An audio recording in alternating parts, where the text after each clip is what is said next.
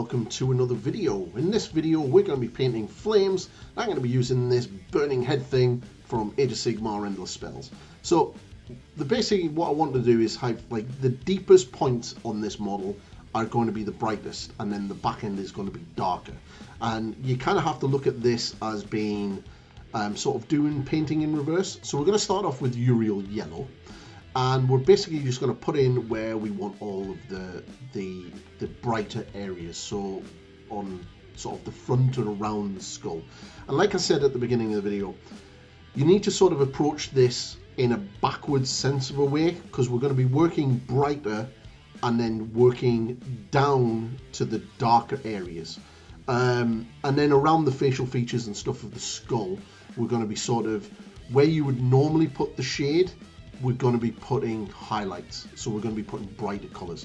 It's completely mental, and it's definitely a very different way of sort of painting, but it is how flames work. Because if you ever look at fire, the brightest point is always at the bottom. It's always at near the source, the fuel. The center of the fire is always the brightest. The sort of tips and stuff are the darkest. So yeah, so don't know why this didn't record, but I did hold up a pot. So Fire Dragon Bright is the next colour, and what this is more of a sort of a bridging colour between the yellow and the orange. So thin it right down with some water, same with all of the paints for this tutorial, and just slap it on there, get it on there. It's kind of like a wash.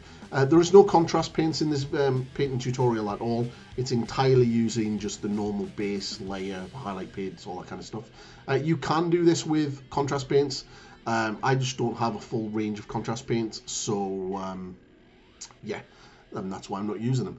So if you are enjoying my content, please drop me a subscription and smash that like, and share the video around and ring the bell. The channel is really going nuts right now, and it's really cool to see, and I'm really like so chuffed at how well it's going, and that's largely down to you guys for watching my videos, so thank you very much. So thank you again. So getting back to the painting, what we want to do is we just want to work our way around and get everything in. Don't worry if you miss parts. If you leave a little bit of the white primer showing through, don't worry, because hey, it's flames. You can turn around and say that's a bright spot. So you're just working around, picking everything in, and we're going to be coming in and doing a little bit of wet and wet blending shortly, just to sort of blend all of this out. So, hey, see, I did film the pots. So using Troll Slayer Orange, this is kind of your proper mid-tone. And as you can see, we're going to be coming back now and basically covering everything that is white. We're going to be covering in with Troll Slayer Orange. Again, it's exactly the same, quite thin down, get that paint over the top. And then what we'll do is rinse off our brush so it's clean, and then we'll sort of feather the colors out, and you'll see me doing that time again. Like here we are now, I'm rinsing off the brush is rinsed, it's still a little bit damp, and I'm just using that damp brush just to push the pigment around and getting it where I want to create that that transition. That's known as feathering. We're going to be doing some wet into wet blending later on, especially around the head area, just to get all of that blended in.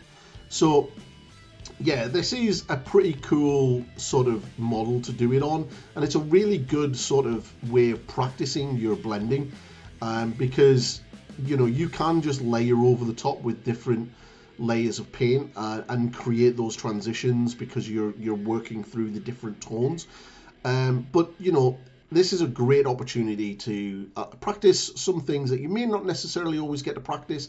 So likes of your wet blending, your wet into wet blending, your feathering, your glazing, and all that kind of good stuff. So yeah, definitely use that as an opportunity. So here we are going to be doing some of this wet into wet blending. So what I'm doing is I'm basically getting some Uriel Yellow, some Troll Slayer Orange, and a little bit of Fire Dragon Bright, and I'm kind of sort of like putting it onto this sort of mid-tone at the back of the skull, and then mixing it all together on the model. And this is what's known as wet into wet blending. And you kind of create lots of different tonal shifts between the two colors, and you can blend that in, and you can really go nuts. You could have even thrown in some of the dark red here to get some of the real sort of darker, lighter and darker areas in. You could have gone in for a little bit of white to push some of the sort of bright points onto the model, but keeping it nice. So now some Flash Gitch Yellow, And we're going to be basically focusing now on the skull. And like I said, this is where it gets weird. We're now putting the brightest paint into the deepest recesses. I know it's very mental and quite weird to get your head around, but you've got to remember that fire is predominantly the opposite way around when it comes to painting. When I first painted flames, I did this completely wrong. I started off with an orange base coat and then had my brightest points on the outside, and it looked very weird.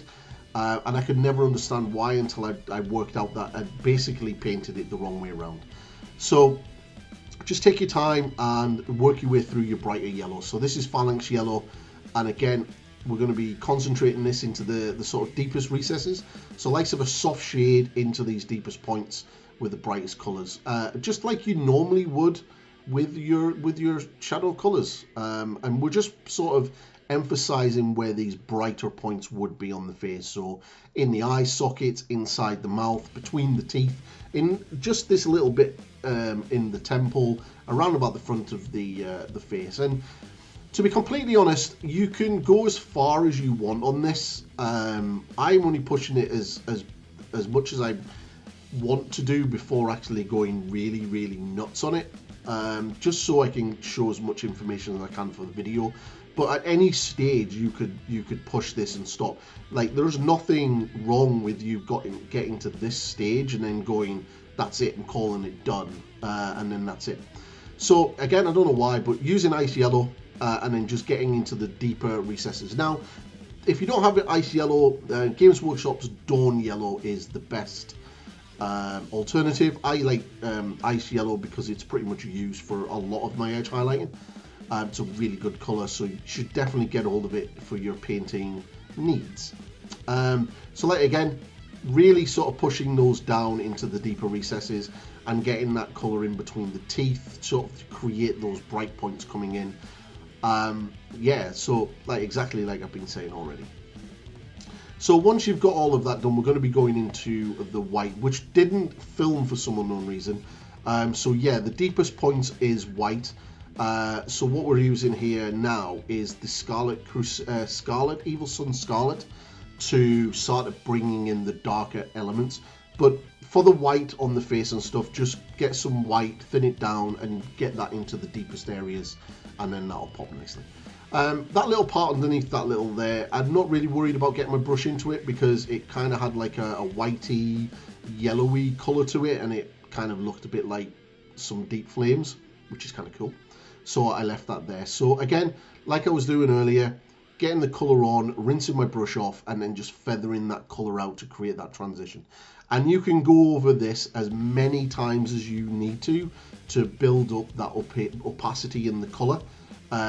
So what I mean by that is to make it more solid and more vibrant, and less translucent like the other layers can be. So once this is done, then we're going to be working on to, as you can see, it's all pretty cool. We're going to be working on the little bit of the face and doing a little bit of blending in and around the face. So because I really want the sort of the yellow to pop out a little bit. So we're very carefully kind of like glazing in that Evil Sun Scarlet around the top. And we're just basically working that around. And what we're going to be doing as well is we're going to be working onto the top of the skull, sort of like blending it down. So normally, exactly like I said before, where we normally would be putting our highlights, we're actually now going to be putting the darker paint. So again, this is all done entirely in reverse how you normally would do it. If you're a little bit uncomfortable and unsure at this stage, you don't need to do this. I'm only doing it just to make it look good and to push it. So as you can see, I've glazed all the way around and sort of try to blend that flame in, so it's sort of like coming off the skull and it incorporates the skull a little bit more. So this part is definitely optional, and if you don't need to do it, you don't need to do it. So to sort of finish off the red areas, we're getting some corn red, and we're basically just going to be going over the more extreme points of the sort of flames. A little bit of red, corn red, will be put onto the sort of like an edge highlight around the facial features of the skull, and you just kind of sort of want to darken that down before we get to the sort of really dark color, which is the last part. And it's exactly the same way as all the others. We get it on, it's really quite thin, and then we'll feather that out with a clean brush just to create that transition. I really enjoy doing things like this because it's kind of super fun. You know, you can kind of get lost into it, and once you get into the groove, you know, you can really achieve some really cool blends.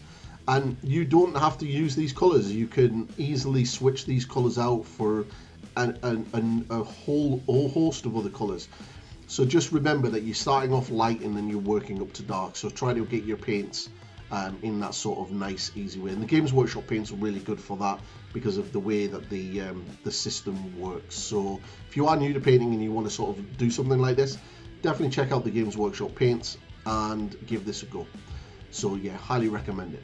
So we're going to be finishing it off now, and what we're going to be doing for that is we're going to be using Corvus Black. The reason why I've used Corvus Black is it's because it's got a little bit of a blue tint to it, and it's not black. And I think black would have been a little bit overpowering, and the Corvus Black is kind of nice and subtle. It's got that little blue tint to it, which really contrasts really, really nicely with all of the reds and oranges and yellows and all of that kind of good stuff in this. And it will really make it pop. So yeah, you really want this on the real extreme tips. And again, just like we've been doing it before, rinse off your brush and then just feather that out. And go over this as many times as you feel you need to build up that color. And then once you're done, it'll look a little bit like this. So there's me just feathering this out near the end, just to get in those last bit of colors on. And I think it's really quite nice. I think it's popping off really well. And once it's done, get all the base done and everything else, and it'll look a little bit like this. And I think that turned out really, really, really well. So I hope everyone likes this video. So please subscribe to the channel. Like I said before, like it, drop a comment, ring the bell and everything else. And you can also check out the channel's area. And if you go in at the trooper level and the sergeant level, you'll be able to get your name up on the screen like these amazing channel members, which is Mrs. Pointy. So yes, please join the members area and add your name to the channel. And I'll catch you in the next video, people. Bye-bye.